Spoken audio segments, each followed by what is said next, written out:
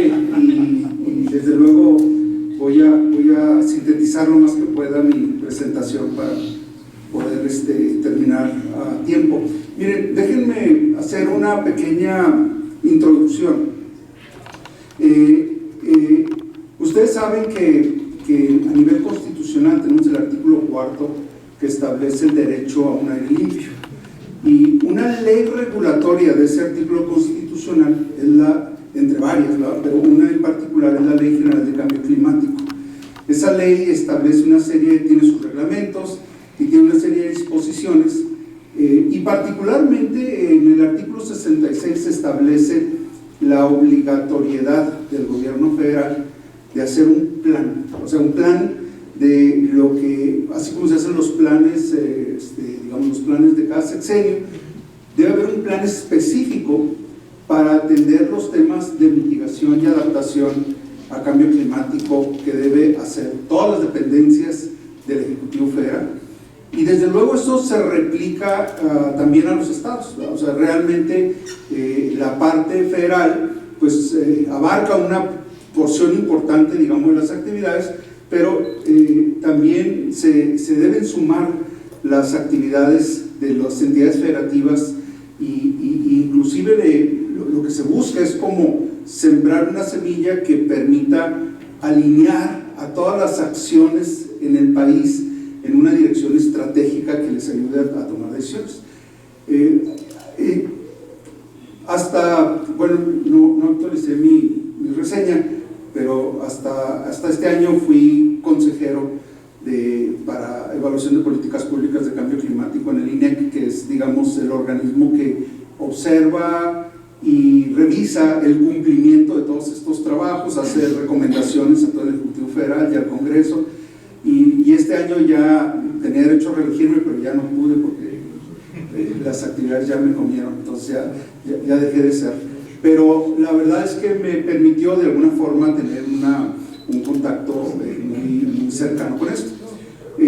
Entiendo que mi presentación es la que distorsiona con la temática del foro, entonces trataré de alguna manera de darle alguna conectividad, pero déjenme decirles que en cumplimiento de esta disposición, el Estado de Chihuahua ha hecho al menos 2 intentos de crear su PEC estatal. Yo quiero suponer que es un tema presupuestario, o sea, o que de alguna manera no se tuvieron los fondos suficientes. La primera intento fue por ahí creo que como en 2015, un proyecto que justamente la desaparecida COSEF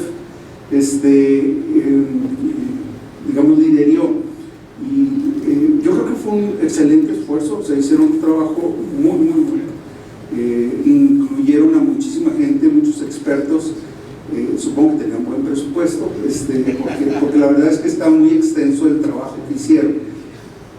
Sin embargo, esto abarcó un periodo de tiempo como digamos que correspondía a ver, déjenme organizar mis ideas. Parte de los problemas que ha tenido Chihuahua es que hace sus planes en periodos que no coinciden con las administraciones, o sea, de gobierno. Entonces se supondría que el plan debería estar pues en el primer año por ahí de gobierno para que los siguientes 5 años pues se ejecutaran, pero lo terminan el último año de gobierno y el que viene dice, ¿y esto qué es? Entonces hace el suyo y luego, o sea, y la verdad es que no se ha podido realmente hacer efectivo la planeación como se debería tener. Entiendo que esto puede ser un problema administrativo, presupuestario, que los presupuestos no fluyen a tiempo, pero verdaderamente este primer proyecto que me parece que va a tener, que tiene datos muy interesantes, nos va a permitir por lo menos tener una idea de la magnitud y los retos que se pueden encontrar. En esta idea de la circularidad es muy importante reconocer las grandes áreas de oportunidad, tanto por costo como por tecnología, o sea, donde podemos realmente hacer incidencia. Y vamos a observar que el tema del cambio climático, sobre todo la mitigación del cambio climático, está íntimamente vinculado a la circularidad de la economía. O sea, no es práctico ni eficiente el tratar de mitigar si no se tiene un esquema estratégico basado en la circularidad. Y esto, bueno, espero lo podamos ver. Déjenme comentarles que en este esquema se hizo, digamos, una primera proyección de cómo serían la evolución de las emisiones de gases de efecto invernadero para los próximos años en el estado de Chihuahua. Si se fijan, tengo dedos de hipopótamo y no le atino los botoncitos, pero miren, la parte de consumo eléctrico es sin duda el segmento que en ese momento, o sea, no voy a entrar en los cálculos porque la verdad es que, está el documento, pueden ver todos los cálculos cómo se hicieron, podemos estar en contra o no. Generalmente la metodología de los cálculos está muy armonizada, o sea, todo el mundo hace los cálculos con las mismas fórmulas, factores de emisión, etcétera, y la mayoría de estos factores están amarrados al crecimiento poblacional. O sea, es decir, se ven las cifras de proyección de cómo va a crecer la población. En este estudio que se hizo en el 2010, pues se proyectó hasta el 2025 y desde luego pues no contaban con el COVID, no contaban con muchas cosas que afectaron cualquier tipo de proyección. O sea, y eso va a suceder con todos los planes. La idea es que si este plan se hace cada 6 años, pues puede de alguna manera rectificar, ¿verdad?, todos estos problemas. Nosotros, bueno, entonces, lo que hay que destacar básicamente son estos dos sectores, ¿no? El sector de generación de energía eléctrica, que sigue una curva de crecimiento. Aquí para estas curvas se utiliza, por ejemplo, no solo los datos de población, sino también las perspectivas de crecimiento del PIB. O sea, entonces, si el gobierno federal dice, no, es que, por ejemplo, en el tiempo de cuando llegó el presidente Peña Nieto, él decía, no, 6% de crecimiento anual. O sea, ok, muy bien. O sea, y muchos analistas, tuvimos muchas discusiones con el Centro Mario Molina y con el INEC, sobre todo, porque decía, el sector empresarial particularmente decía, es que el presidente dijo, entonces hay que usar el 4% mínimo de crecimiento como proyección. Miren, una de las cuestiones que quiero enfatizar y que quisiera de alguna manera transmitirles, es que estas proyecciones se basan en el PIB, pero también se basan en algo que se conoce como el acoplamiento entre carbono y crecimiento. O sea, de hecho, la gráfica que deberíamos ver, y sí existe, pero se me fue la onda y no la puse, pero existe una gráfica, no en este estudio, sino es nacional, pero eso no lo puse porque esto es nomás del estado de Chihuahua, pero a nivel nacional hicimos una gráfica en donde tenemos las principales economías del mundo con las que México interacciona, su consumo de combustibles fósiles medidos en barriles, aproximadamente barriles de petróleo, contra el PIB per cápita. Entonces vemos, por ejemplo, México alrededor de $17,000 al año, Estados Unidos 40,000, y entonces lo que vemos es la trayectoria que siguieron esos países en su consumo energético para llegar al PIB que actualmente tienen. De tal suerte que una de las conclusiones es que si queremos crecer necesitamos petróleo. Ahora, ese es el paradigma de la economía moderna. Muchos han planteado que hay que acabar con el paradigma, o sea, que hay que romper justamente esta dependencia del crecimiento económico atado al consumo de petróleo. Y ahí es donde ella le dijo a él, o sea, realmente no es un tema fácil, y por eso las negociaciones, sobre todo en materia de mitigación, no avanzan con la rapidez que Greta quisiera, ¿verdad? O sea, pero mucho tiene que ver pues en ese sentido. Entonces, advierto esto porque van a ver entonces que estas curvas generalmente pues no tienen mucho ámbito de análisis en términos de qué otras variables podemos usar para calcularlas y proyectarlas, o sea, si no es la población y en las perspectivas del PIB, ¿verdad?, que se tienen en cada administración. Bueno, la otra cosa importante es bueno, ya tenemos las diferentes formas, y aquí están los segmentos que estarían creciendo, ¿no? O sea, los segmentos que crecen casi siempre van a ser los mismos: el transporte y la energía. O sea, el transporte y la energía serían los principales consumidores. Pero miren, una cuestión importante, claro, en este estudio se planteó hasta el 25 porque era la administración, me parece que es anterior a la de Corral, y bueno, lo que planteaba este estudio fue cómo veíamos las perspectivas en ese tiempo.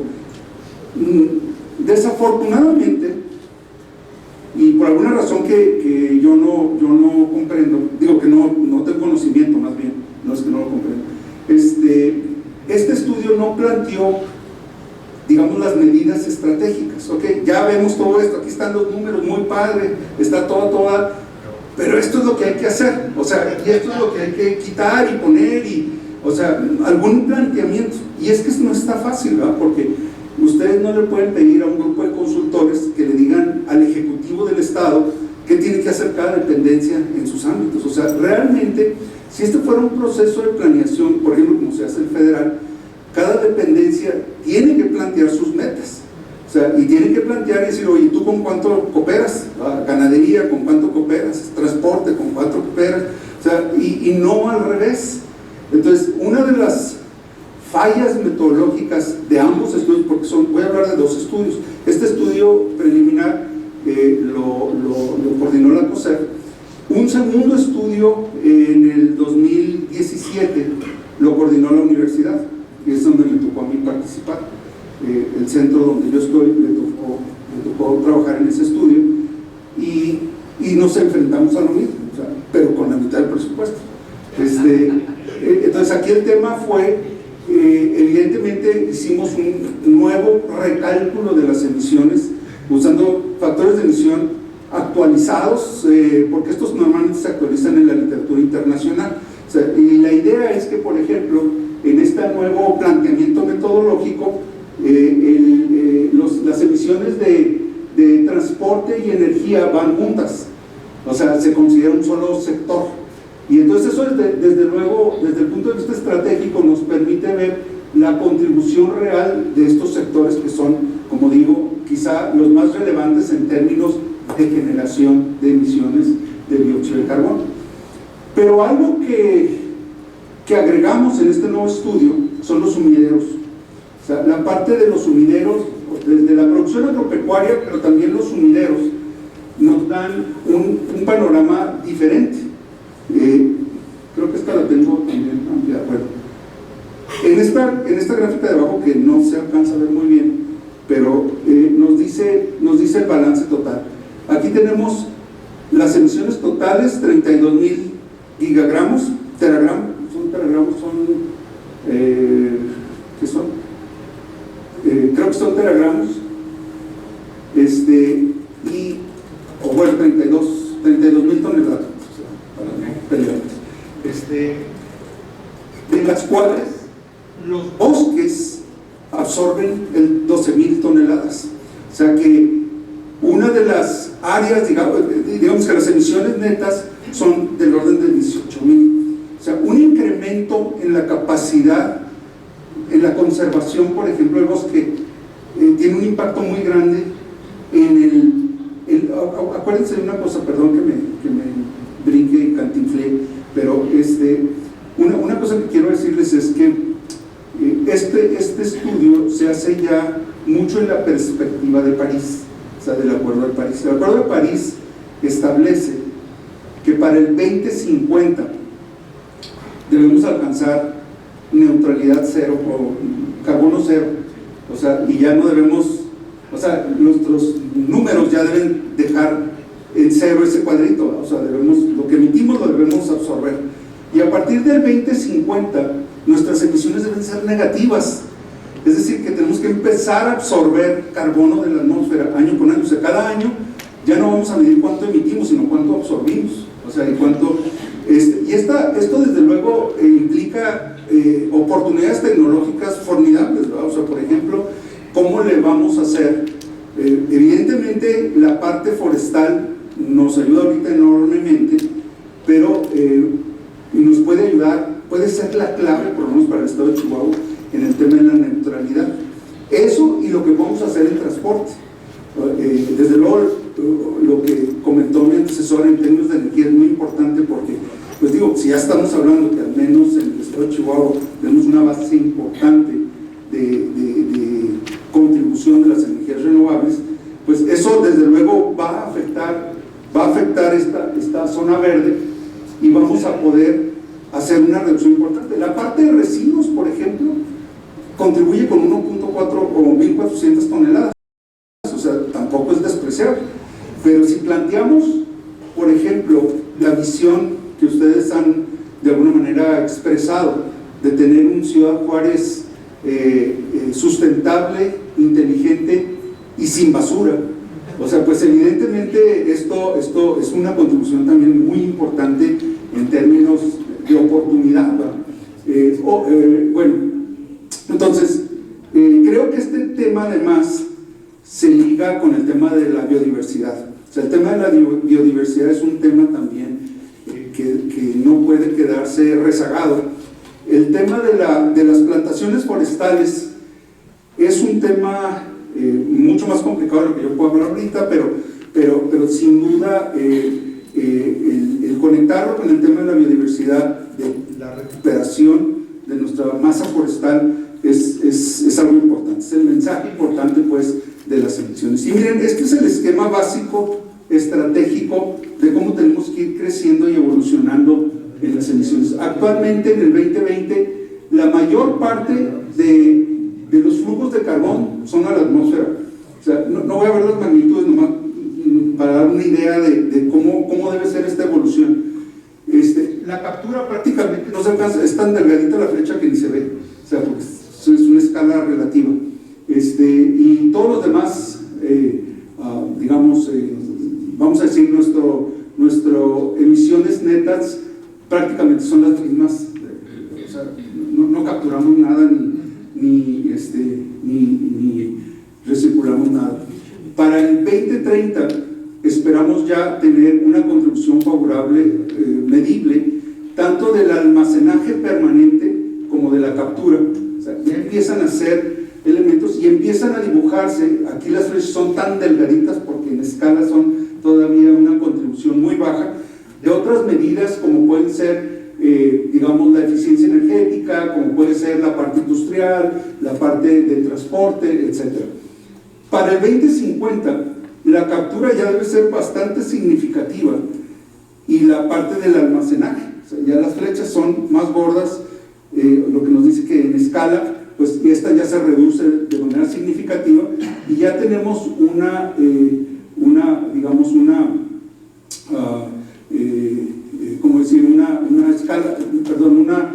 un balance prácticamente o muy cercano en dirección al cero, ¿no? Con varios elementos ya avanzando en tecnologías para la captura y el almacenaje. Esto de la captura y el almacenaje, no sé si se acuerdan, en algún momento algunas personas o instancias han tratado, por ejemplo, de trabajar con algas, con diferentes tecnologías. Aquí el problema es que cuando hablamos, o sea, esto puede ayudarnos un poco en el tema de las emisiones negativas, pero al final el problema que tenemos es cómo las guardamos. Y la manera más fácil, nada es fácil pues, o sea, pero relativamente más simple es mineralizar el carbón, es decir, hacer los carbonatos, hacerlos sustancias que se queden estables en la atmósfera. Entonces una idea es cómo podemos, o sea, desde luego están otras tecnologías de alto consumo de energía, por ejemplo, como licuar el CO2 y reinyectarlo a los pozos petroleros o usarlo como gas de fracking o alguna cosa así, pero desde luego comprimir gases es extremadamente caro y no sé si sale más caro el caldo que las albóndigas, ¿verdad? O sea, en realidad costo-beneficio hay un reto ahí muy fuerte. El tema de mineralizar es un tema que ocurre en la naturaleza, o sea, eso sucede. Uno de mis estudiantes ahorita está trabajando justamente en andar buscando bichos extremos aprender cómo mineralizar el CO2, pero no son condiciones fáciles, o sea, son bacterias extremófilas, ¿verdad? O sea, que tenemos que ir a sacarlas del fondo de la mina de Naica, ya 55 grados de temperatura, cosas de ese tipo. Pero la idea es que vamos muy atrasados en la investigación, o sea, 2030 está aquí, o sea, digo, ya estamos prácticamente en los albores, y desde luego, pues estamos esperando a que alguien invente algo para podérselos comprar y que nos lo vendan, ¿verdad? Y poderlo implementar. La otra cuestión importante es que fallemos completamente, o sea, que no logremos las metas, que no tengamos esas. No alcancé a leer, pero acabo de recibir, bueno, no sé cuándo salió, pero yo lo acabo de recibir, el reporte que le llaman el CAP del IPCC, que nos dice cómo andamos en términos de el año que entra. Los países tienen que volver a replantear sus metas, y el replanteamiento debe ser hacia arriba, o sea, más agresivo, no suavizarlo. O sea, en el primer recorte, digamos, después de París, en el 2015, el primer, vamos a decir, el que se hizo, digamos, el replanteamiento, México, siento como que nomás revolvió los números un poquito y los volvió a presentar, ¿no? O sea, pero no hubo muchas quejas de las organizaciones, digamos, ambientalistas, diciendo México no está siendo agresivo. El gobierno mexicano ha expresado, no públicamente, pero digamos hacia el interior, mucho en el sentido de que nosotros ni pintamos, o sea, en el tema de las emisiones. O sea, estamos como en el lugar 19, pero muy lejos de los primeros 5, ¿verdad? O sea, y estrictamente hablando, México es uno de los países que más avanzado, o que está más avanzado en el tema de la generación de energía eléctrica por gas natural. O sea, y eso es un gran avance si nos comparamos con la India o con China, que todavía usan carbón y cosas así. Y eso le ha hecho que, digamos, la intensidad o la presión del gobierno, o más bien la urgencia que pudiera sentir el gobierno, pues esté muy, digamos, lo deje muy de lado, ¿no?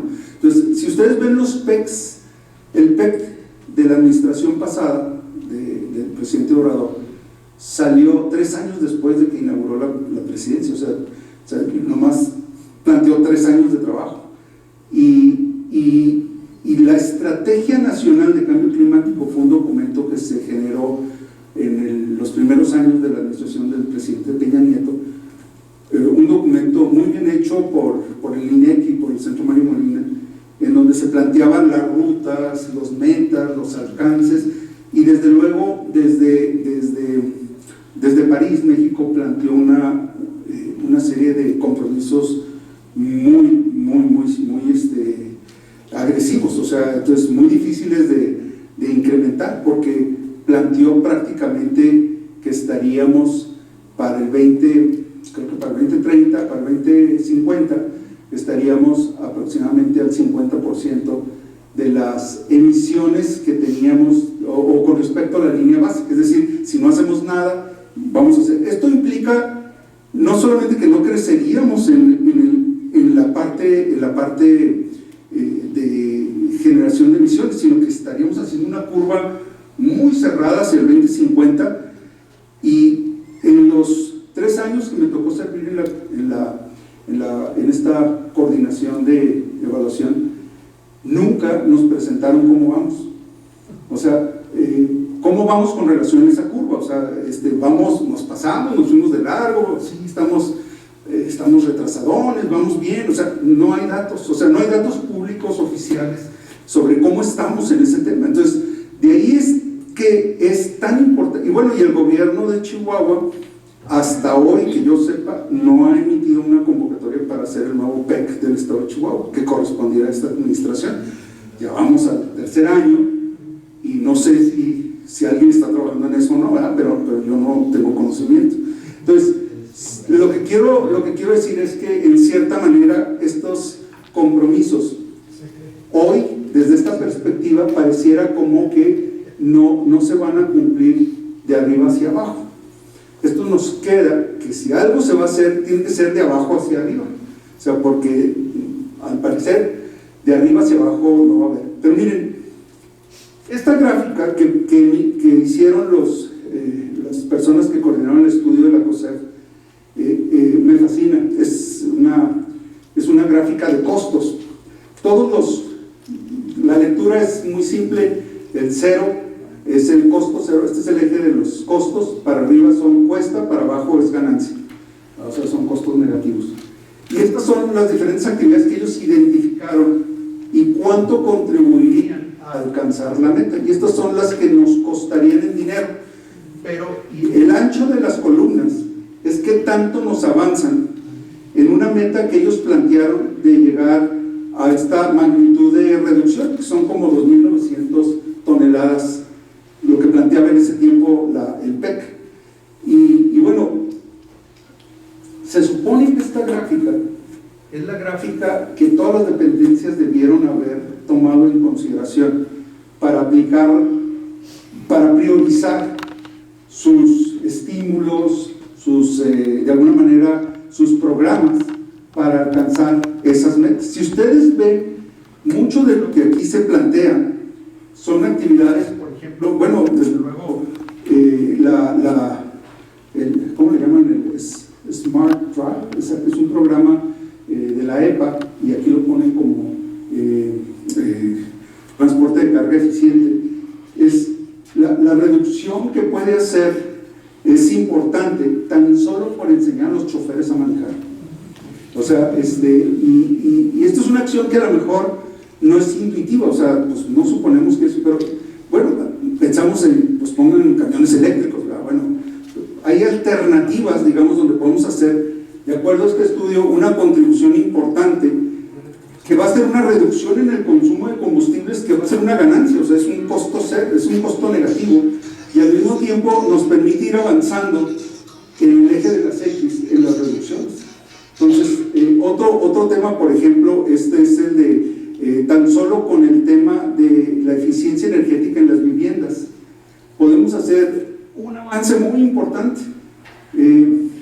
Perdimos este tema de la vivienda hace muchísimos años, gracias a la muy buena disponibilidad del gas y de otros combustibles, ¿no? O sea, entonces ya no necesitamos orientar las casas para que se calienten con el sol o para que se enfríen en verano, ya no necesitamos ventilación, o sea, ya lo podemos hacer como queramos si le prendemos una unidad de calefacción o una unidad de aire acondicionado.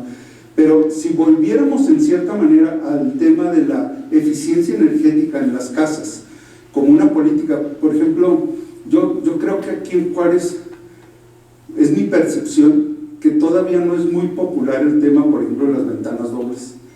O sea, quizá por el costo, quizá ahí es una oportunidad de un programa.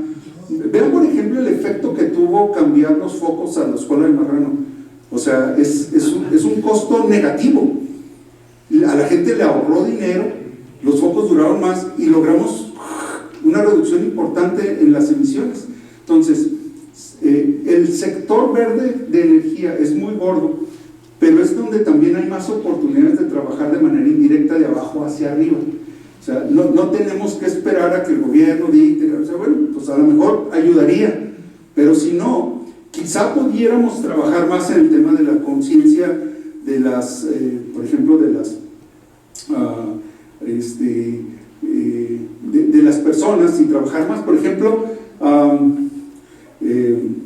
la eficiencia en las maquinarias, en los motores de las industrias.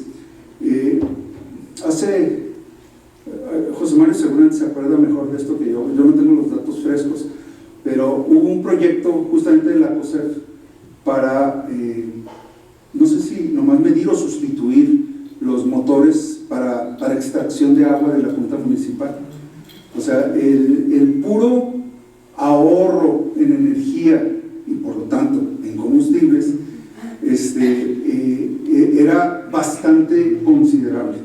Obviamente hacía los pozos más eficientes, hacía todo eso, pero tan solo es actualizar ciertos aspectos tecnológicos de lo que ya existe para poder tener avances importantes. Esta gráfica, si ustedes se quieren quedar con algo, es lo que deberíamos estar formulando, si no hacemos todo un plan con grandes rollos y grandes introducciones y todo eso, si nomás hiciéramos esta gráfica cada 3 años o cada 6 años, y la actualizáramos y nos planteáramos la meta que queremos alcanzar o cómo contribuyen estos a una meta de reducción, pues podría ser. Hoy en día, cualquier gráfica que hagamos de esto tiene que llegar a, por lo menos, si nos vamos con los datos viejitos, a por lo menos hacer una reducción de 18,000 toneladas. O sea, aquí estamos reduciendo 2,000, casi 3,000. O sea, bueno, algo es algo. O sea, digo, esto es nomás la parte de lo que podemos hacer en la ciudad, ¿verdad? Para reducir. Y como pueden ver, mucho de esto tiene que ver con tema de ser eficiente. Al final, al final todo lo que hacemos como comunidad, si se orienta bajo un esquema de eficiencia, tendremos necesariamente que pasar por la circularidad. O sea, tendremos que encontrar los mecanismos para reusar y reciclar y reconvertir todo lo que generamos. Esto básicamente es las emisiones que se estimaron y las proyecciones que hicieron ahora hasta el 2034 en la administración del gobernador Corral. Nuevamente la tendencia, se mantiene una tendencia de ascenso importante a lo largo de los años. Aquí tampoco se contempló el COVID, o sea, el COVID fue así como un bajoncito, pero nos recuperamos muy rápido, no se preocupen. O sea, luego volvimos a tomar la línea y volvimos a seguir creciendo básicamente igual. Por ejemplo, esta gráfica ya se las había enseñado, pero esto nuevamente es para reforzar otro tema que es muy importante. Miren, dentro de los compromisos que México adquirió está el tema de una reducción incondicional, así es la nomenclatura, del carbono negro. Carbono negro, que es básicamente el hollín. O sea, el hollín, sin entrar en muchas consideraciones científicas, tiene un impacto radiativo o un impacto de forzamiento radiativo de la atmósfera muy fuerte. Y es relativamente, esto surgió de un artículo que escribió el doctor Mario Molina, en paz descanse, con su esposa Luisa Molina hace ya algunos años, donde decía, una estrategia que nos permitiría ganar tiempo es si podemos eliminar el carbono negro. O sea, peguémosle al carbono negro de manera preferencial.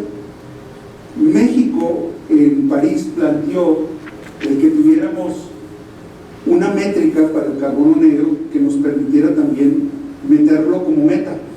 Desafortunadamente, la investigación en carbono negro no está, no tiene suficiente rigor como para plantearlo como factores de emisión y ponerlo en una métrica internacionalmente aceptada. O sea, todavía hay mucho margen de discusión. Pero México se comprometió a hacer una reducción muy severa y se comprometió a hacerlo sin tener la menor idea de cuánto generamos. O sea, ¿sí me explico? O sea, de cuánto hay en la atmósfera y mucho de esto, el problema, nosotros en la universidad somos parte de la red mexicana de monitoreo de carbono negro. Hay 5 estaciones o 6 en todo el país, o sea, la verdad es que no hay muchas. Y la idea es por lo menos saber de qué estamos hablando en términos de concentraciones, o sea, y si las acciones que estamos tomando son necesarias. Miren, ¿dónde entra, por ejemplo? Traigo esto a colación porque una oportunidad enorme, por ahí del 2019 publicamos un artículo donde mostrábamos el comportamiento de las concentraciones de carbono negro en Ciudad Juárez. Y observamos que, a diferencia de México, Guadalajara y otras ciudades, en Ciudad Juárez las concentraciones hacían un pico así muy severo en las tardes, noches y en las madrugadas. Y esto, en una primera instancia, lo asociamos al hecho, y perdónenme que no me sepan los números correctos, pero estamos en el orden de magnitud de alrededor de 3,000 camiones urbanos de transporte público más o menos contra 9,000 de los blancos de las maquilas. O sea, muchos de los cuales a lo mejor no tienen las condiciones tecnológicas para control de emisiones, sobre todo los que son a diésel. O sea, la principal fuente que tenemos de estas partículas es las máquinas a diésel y las quemas de biomasa. Entonces, tenemos una idea aproximada, nos faltan hacer más estudios sobre todo de cómo se comporta la atmósfera para esto. Pero bueno, ese es otro tema. Lo que quiero decir con esto es que la eficiencia del transporte podría ser una estrategia clave para hacer una reducción en la generación del carbono negro en el estado. O sea, entonces, el tema del BRT es un tema formidable en ese sentido, porque nos permite ir caminando en esa dirección correcta. Cuando se planteó lo del BRT hace muchísimos años, y Carlos sabe más que yo de eso, pero para cuando se concretó, ya los camiones debieron haber sido eléctricos, pero bueno, o sea, al menos ya llegamos a finales del siglo XX, ¿verdad? O sea, nos falta dar un tironcito más, ¿verdad?, para alcanzar un medio siglo más tecnológico, pero el tema aquí es que es un gran avance sin duda y todos creo que estamos convencidos de eso. Yo ya no quiero robar más de su tiempo. En este estudio se plantea una reducción básicamente de más o menos de estabilizar en 10.000 toneladas la parte de las construcciones, que es un 20% de la línea tendencial como meta. Pero otra vez, ¿quién lo va a hacer? ¿A quién le pedimos cuentas? O sea, ¿quién se encarga de reportar que efectivamente se hicieron esas reducciones?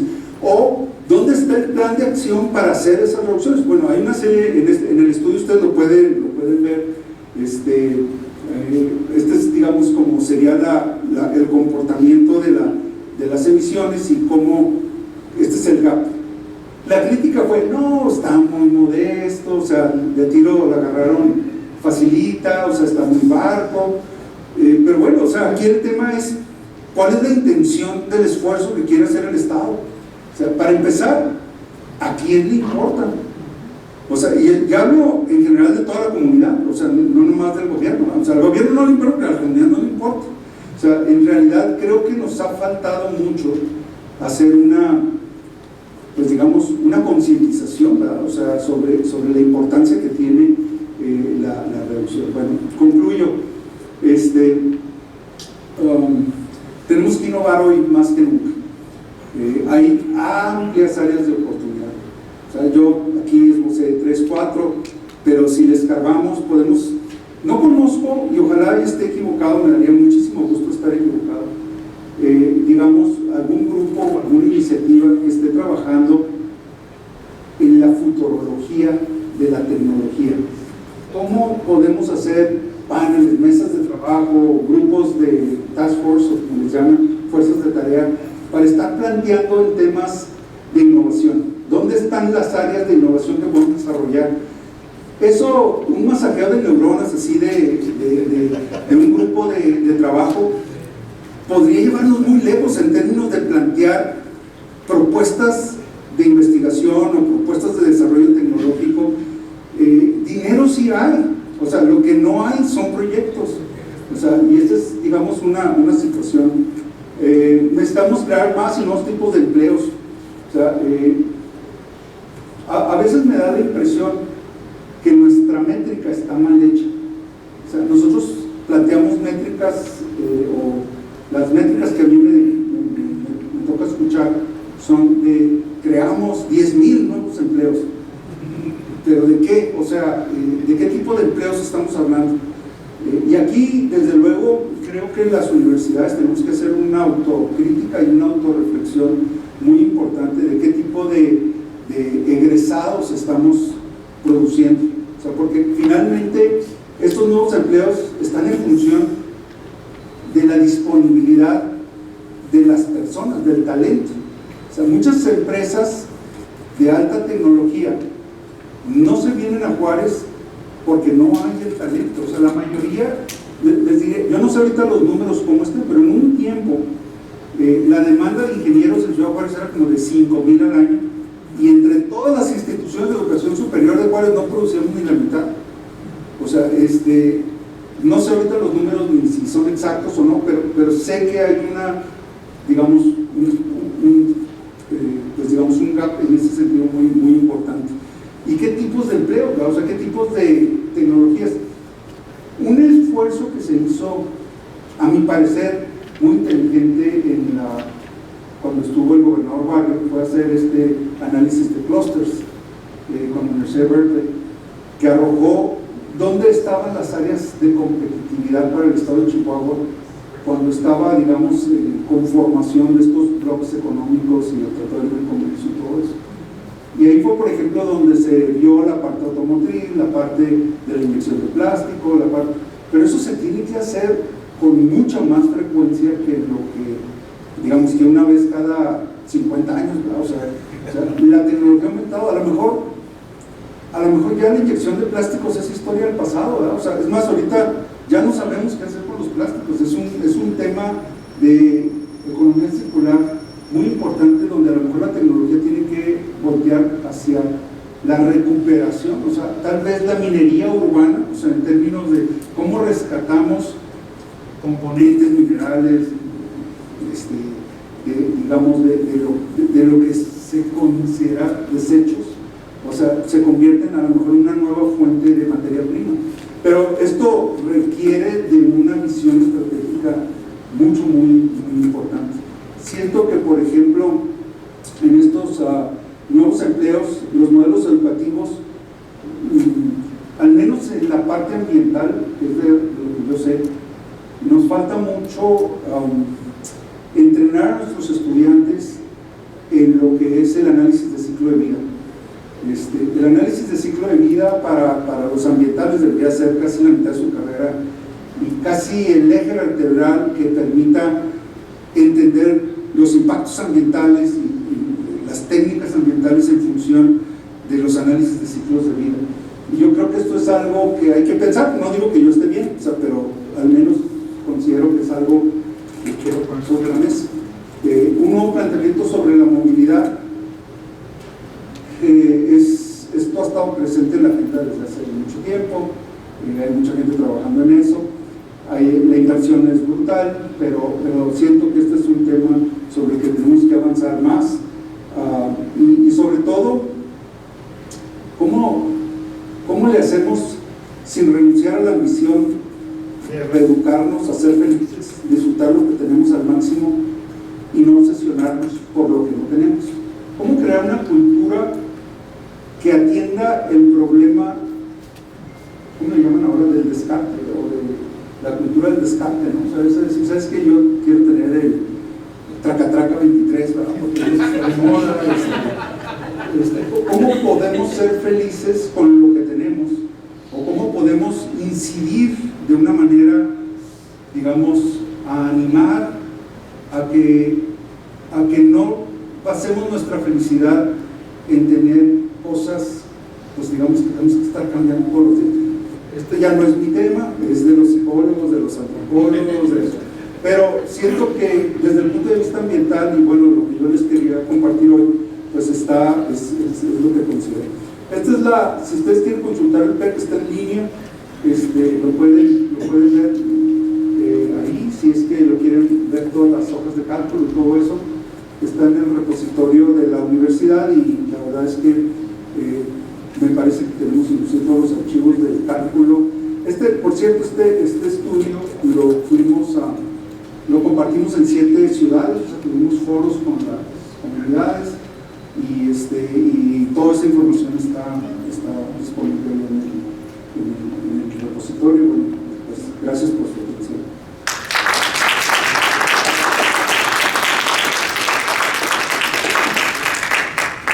Vamos a abrir un espacio de preguntas y respuestas. Vamos a pedir que por favor, como tenemos el tiempo encima, sean muy puntuales, por favor.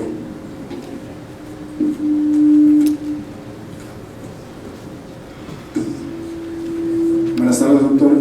Agradecerle por esta excelente ponencia. Mi pregunta es muy concreta.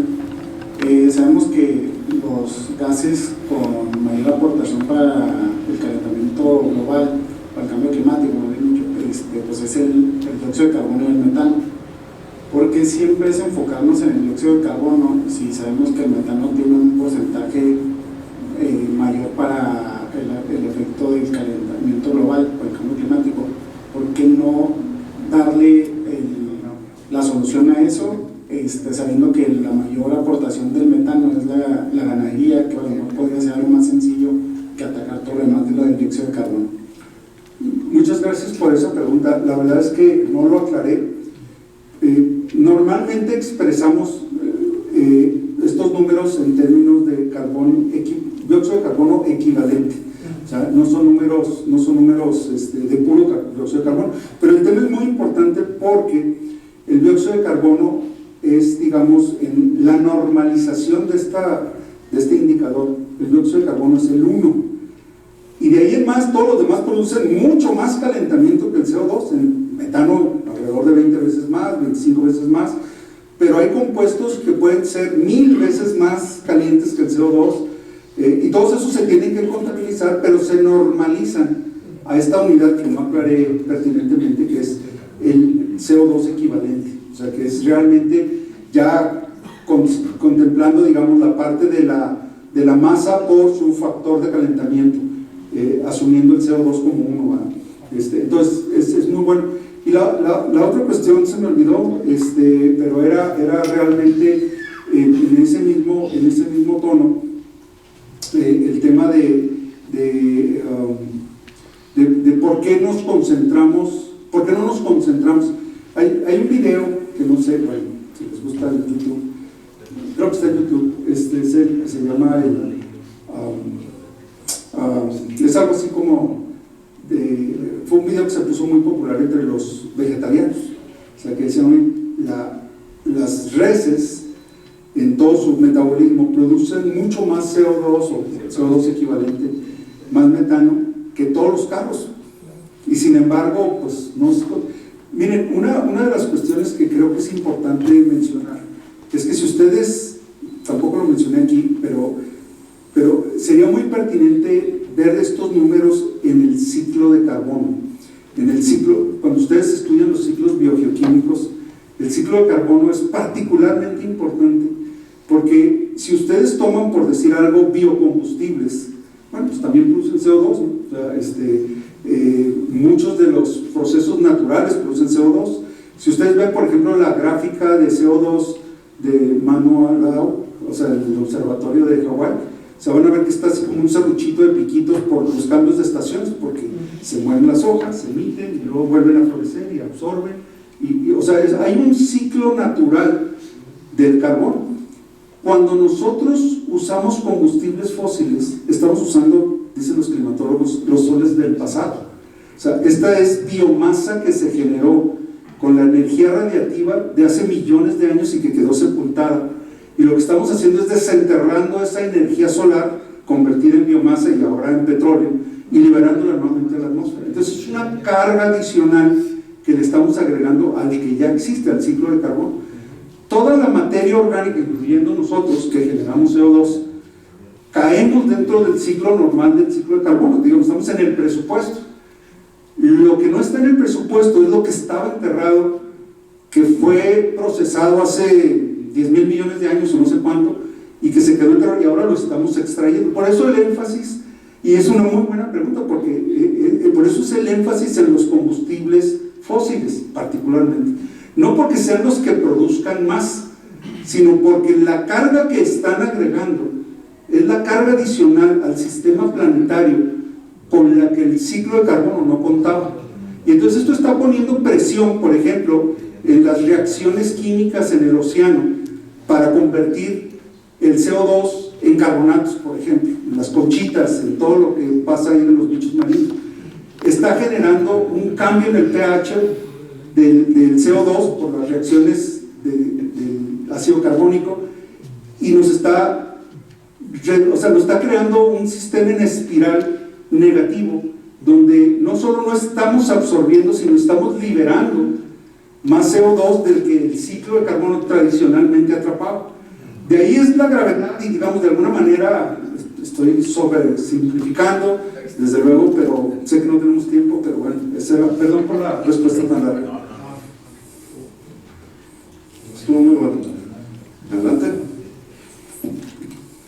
buenas tardes, doctor. Muchas gracias por la ponencia. Actualmente en nuestra empresa estamos ya cuantificando nuestro alcance 1 y alcance 2. Y donde mi pregunta es hacia nuestro alcance 2, ¿no? Que es la electricidad que nosotros consumimos. Los factores de emisión de CFE. Exacto. Entonces mi pregunta es, en México, ¿qué tan probable es o cuál es la visualización de movernos hacia energía más renovable? O sea, ¿cuál es? Me imagino que por más, por ejemplo, que haya mucho esfuerzo del sector privado y entre más también organizaciones sin fines de lucro para mitigar las emisiones, hay mucho, obviamente hay mucha más influencia por parte de la electricidad, ¿no? Y a base de qué, si es de carbono, ¿hacia dónde va el clima de Miren, yo no tengo dudas que eventualmente vamos a alcanzar el carbono cero.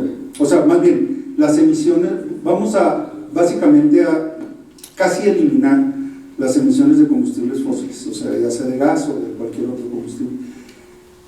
La duda no es si eso va a suceder o no por razones del mercado mismo, sino más bien si lo vamos a hacer a tiempo o no.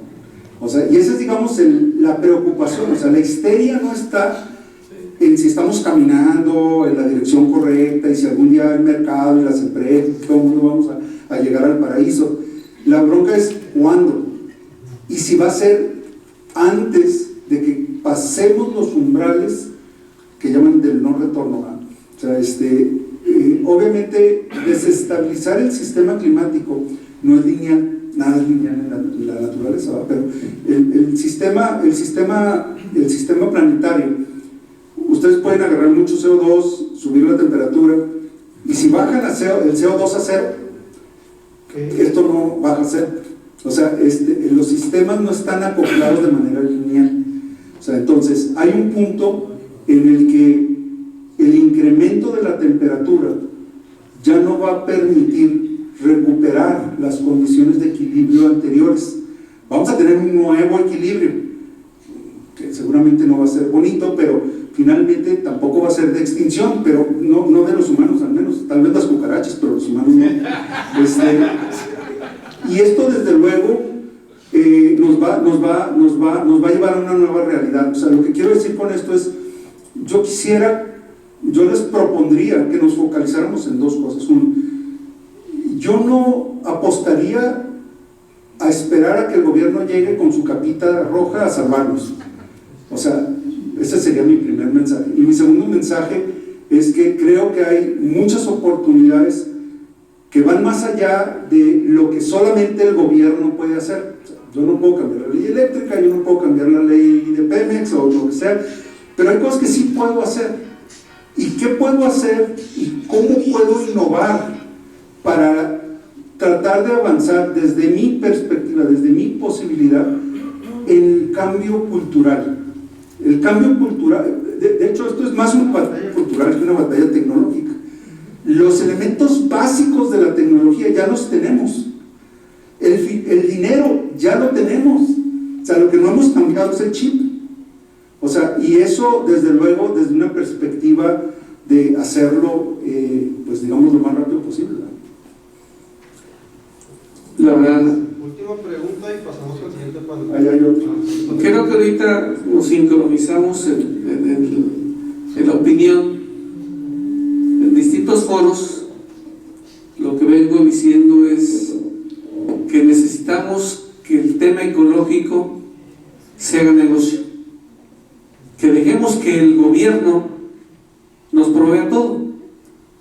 El empresario tiene que voltear a ver el tema ecológico como un negocio. Y voy a poner ahorita el ejemplo de lo que decía en la gráfica, donde manejar lento pues era parte de.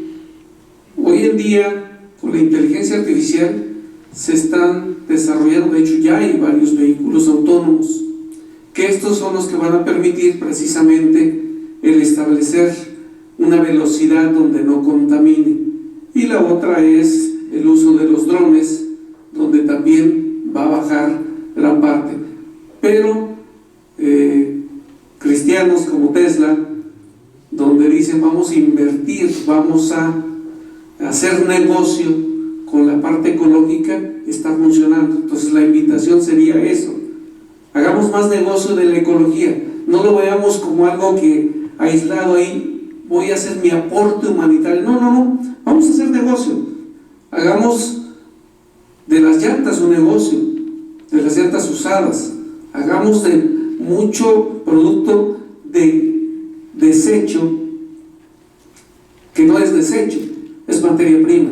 Y en este contexto de la economía circular, pues nada es desecho. Entonces, nada más era un punto de vista.